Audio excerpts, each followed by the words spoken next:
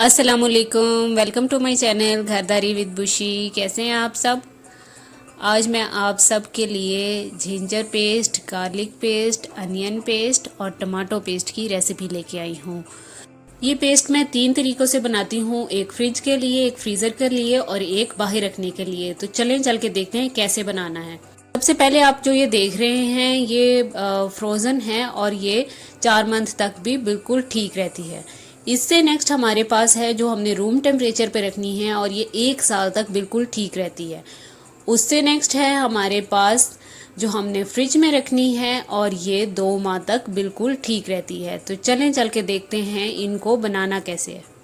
अब यहाँ पर मैंने अनियन और जिंजर और गार्लिक ले लिया है और इससे मैं अब आपको 3 तरीक़ों से ये पेस्ट बनानी सिखाऊंगी। सबसे पहले यहाँ देखें अदरक को किस तरह से पील किया जा सकता है। ये स्पून की मदद से मैं कर रही हूँ, इसका बिल्कुल बारीक छिलका उतरेगा। ये पीलर की मदद से भी आप कर सकते हैं और नाइफ़ की मदद से भी इस तरह से आप कर सकते हैं। उसके अलावा गार्लिक का भी सिंपल सा ही तरीका है छीलने का। बस इस तरह से आप नाइफ़ की मदद से छील लें, उसको पानी वगैरह में डिप ना करें तो बेटर है। अब इसी तरह से मैं ऑनियन छील रही हूँ और इसकी फिर जो ऑनियन आई होती है वो मैंने निकाल दी है। ये अगर आप निकाल देंगे तो फिर इसकी करतन ख़त्म हो जाएगी और आप इजीली इसको कट कर सकेंगे। अब चलते हैं सबसे पहले तरीके की तरफ कि जिंजर और गार्लिक पेस्ट को फ्रिज में 2 माह तक कैसे रख सकते हैं। ये मैंने यहाँ पर दोनों चीज़ें पील की हुई ले ली हैं। जिंजर की क्वांटिटी मैंने थोड़ी सी ज़्यादा ली है क्योंकि मुझे जिंजर का फ्लेवर ज़्यादा पसंद है। पहले इसको मैंने चॉपर में डाल दिया है और इसको मैं अच्छी तरह से चॉप कर रही हूँ।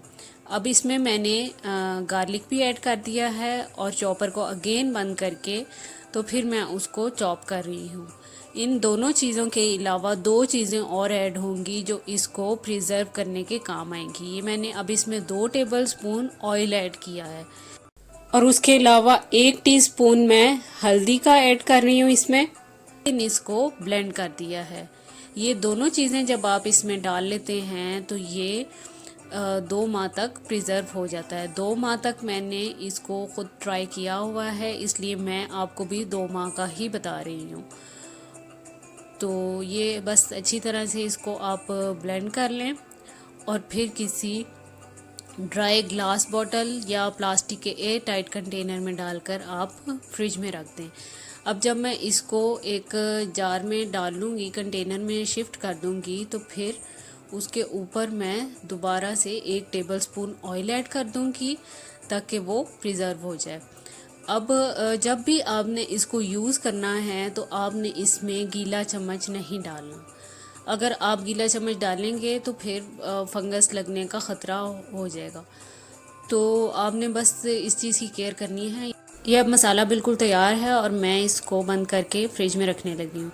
अब चलते हैं जी नेक्स्ट मेथड की तरफ। ये अब मैं वो तरीका बता रही हूँ जो कि 1 साल तक चल सकता है, इसको कुछ नहीं होता।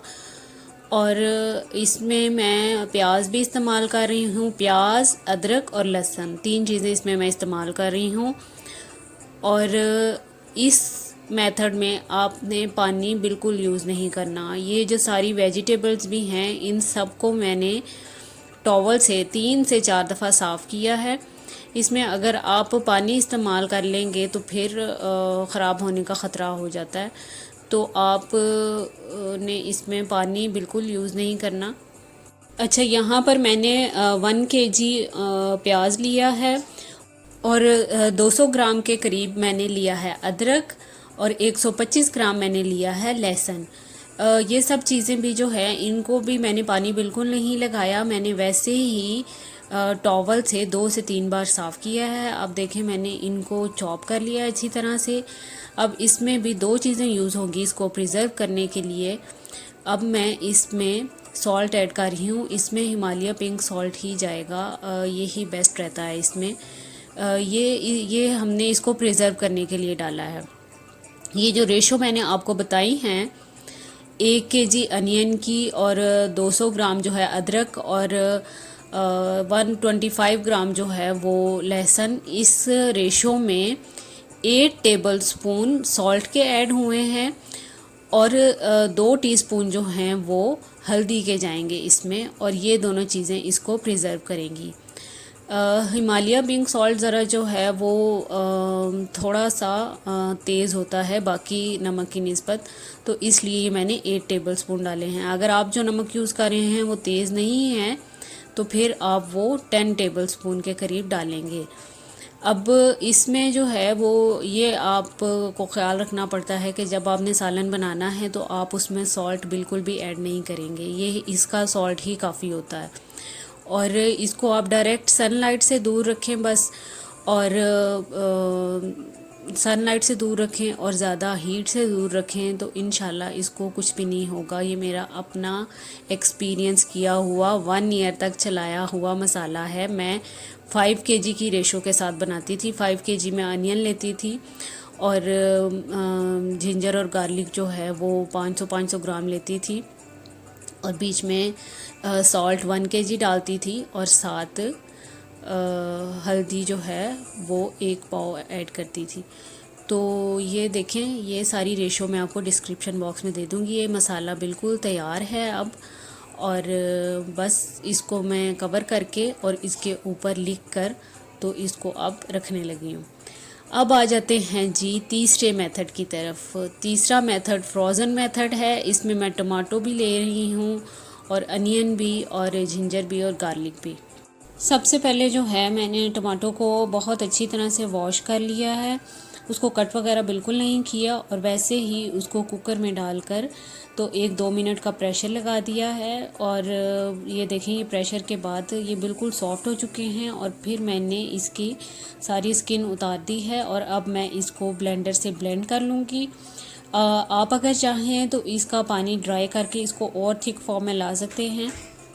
और ये जो काम है ये आप किसी आम पतीली में भी कर सकते हैं, लेकिन मैंने क्योंकि जल्दी जल्दी करना था और मैंने आधे घंटे के अंदर ये 4 तरह की पेस्ट बनाई थी, तो बस मैंने इसीलिए प्रेशर कुकर का इस्तेमाल किया। अब इसको मैं एक बॉल में शिफ्ट कर रही हूँ ताकि ये थोड़ा ठंडा हो जाए, और फिर मैं इसको जो आइस क्यूब वाली ट्रे होती है उसमें डालकर इस तरह से तो इसको फ्रीज़ कर सकूँ। फिर उसको मैं ज़िप लॉक बैग में शिफ्ट कर दूँगी और फिर मुझे आसानी रहेगी।